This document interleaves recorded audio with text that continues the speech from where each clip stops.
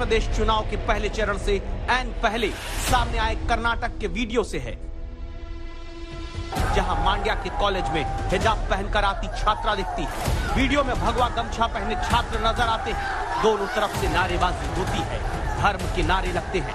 क्या दक्षिण के इसी एक वीडियो से उत्तर के चुनाव में हिजाब मुद्दा बन गया? सवाल की वजह उत्तर प्रदेश में अब हिजाब के समर्थन और कर्नाटक की हिजाब गर्ल मुस्कान के सपोर्ट में उठती आवाजों को सुनकर आप सोचिए। Right to freedom, right to education, right to religion, तीन राइट से उनको एक साथ टारगेट किया जा रहा है।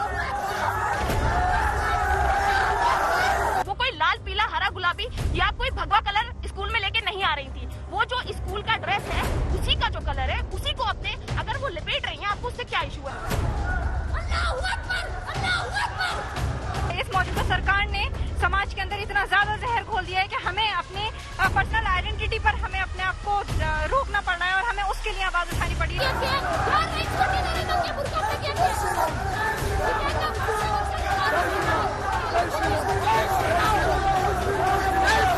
बचाओ बेटी पढ़ाओ बोलने तो ये बेटी से उसका हिजाब क्यों छीन रहा है?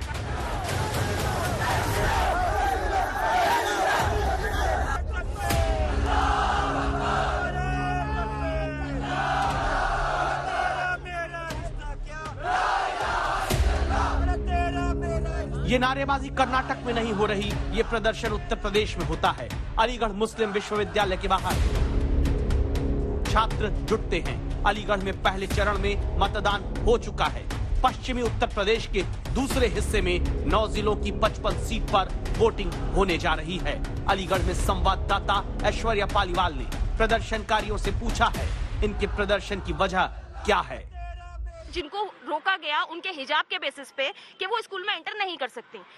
पहली बात तो मैं ये जानना चाहूंगी, हजारों सालों से मुसलमान इस देश में रह रहा है और हिजाब जो है वो मुसलमान के कॉन्सेंस का हिस्सा है और कॉन्सेंस की आजादी हमें हमारा आर्टिकल 25 दे रहा है। ठीक है, उसको हमें गारंटीड राइट है हमारा, हमसे कोई नहीं छीन सकता। Point number 1। Point number 2 is that कि आपने कभी नहीं रोका, आपको कभी कोई प्रॉब्लम नहीं हुई है, सडनली आपको क्या हुआ हिजाब से? दूसरी चीज, वो कोई लाल पीला हरा गुलाबी या कोई भगवा कलर स्कूल में लेके नहीं आ रही थी। वो जो स्कूल का ड्रेस है उसी का जो कलर है उसी को अपने अगर वो लपेट रही है, आपको उससे क्या इशू है? आप उसके बेसिस पे अपनी उनकी एजुकेशन क्यों रोकना चाहते हैं? पॉइंट नंबर 1 मुझे कंप्लीट करने दीजिए। पॉइंट नंबर 2, ये कहा जा रहा है कि कॉन्फ्लिक्ट है और मतलब दूसरों का भी राइट है, हम उन्हें किसी को नहीं रोक रहे। अगर बात एडमिनिस्ट्रेशन के बीच की थी और बच्चों के बीच की थी, भगवा गुंडे उसमें कहां से एंटर?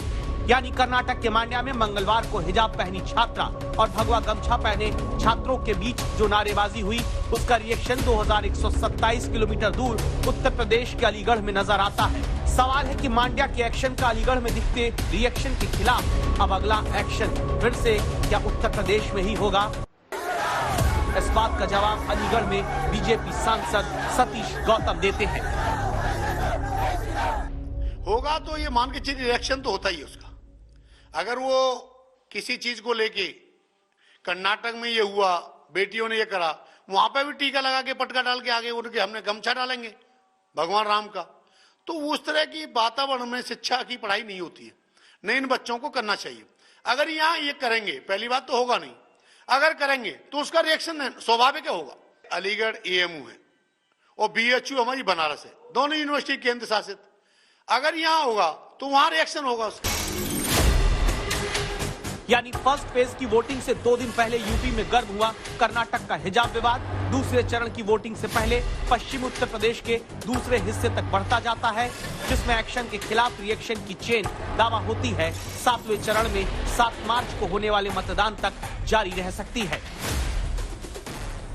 बीजेपी सांसद के बयान के बाद भी आप रत्ती भर भी इसमें शंका रखते हैं तो हिजाब के विवाद के बीच देश का माहौल देखने से पहले उत्तराखंड चलिए, जहां एक चरण में मतदान होना है। सोमवार को वोटिंग है। उधम सिंह नगर में प्रचार के लिए असम के मुख्यमंत्री पहुंचते हैं। मुख्यमंत्री असम के, प्रचार उत्तराखंड में, मुद्दा कर्नाटक के हिजाब का।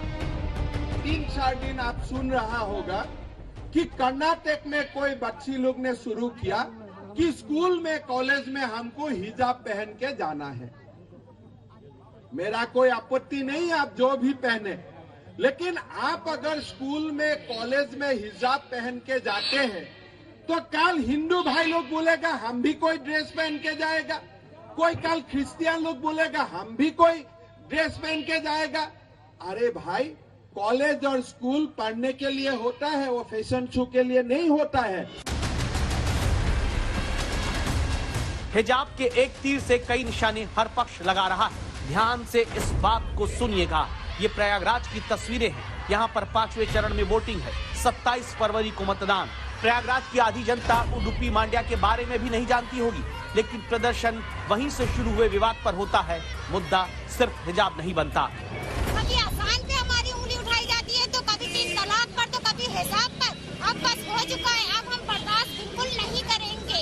अब हम अपने हक के लिए लड़ेंगे और जहाँ तक होगा हम अपना घर भी देखेंगे, अपने शौहर को भी देखेंगे, बच्चे को भी देखेंगे और अपना हक भी लेकर रहेंगे। क्या इसका मतलब ये है कि कर्नाटक के हिजाब से शुरू हुए विवाद को अब हर मुद्दे के साथ जोड़कर देखा जा रहा है? जहां हिजाब के साथ ही अयोध्या में बने राम मंदिर, अजान के लाउड स्पीकर पर उठने वाले सवालों, 3 तलाक के सरकार के बड़े कदम से लेकर अब यूनिफॉर्म सिविल कोड तक पर चर्चा होने लगी है।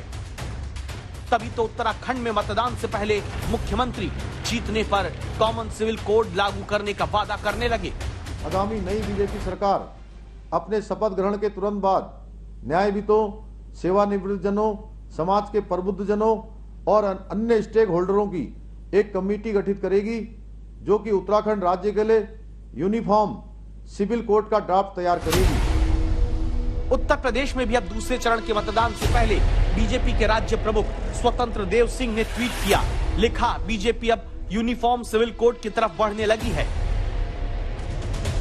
उत्तराखंड के मुख्यमंत्री हों, चाहे उड़ीसा के मुख्यमंत्री हों, इन्होंने जो कहा है, एक देश एक कानून के तहत ही आने वाले दिन में संसद से लेके सड़क तक, गांव से लेके शहर तक इस पर बहस होनी चाहिए।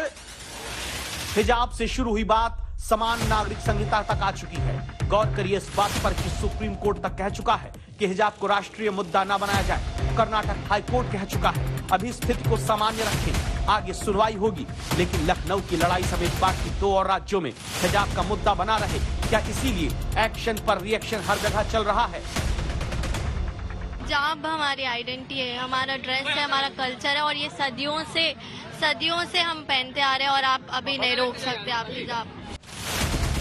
जिस तमिलनाडु में मद्रास हाई कोर्ट कहता है कि धर्म के नाम पर देश को बांटने की कोशिश की जा रही है, वहीं चेन्नई में हिजाब के समर्थन में आयोजित प्रदर्शन में इस बच्ची को देखिए।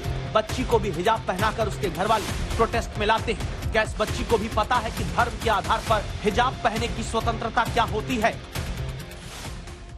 नहीं बोलो ना, क्यों आप प्रोटेस्ट कर रहे हो यहाँ पे? हिजाब के लिए बोलो, जिससे हिजाब बात करेंगे आप।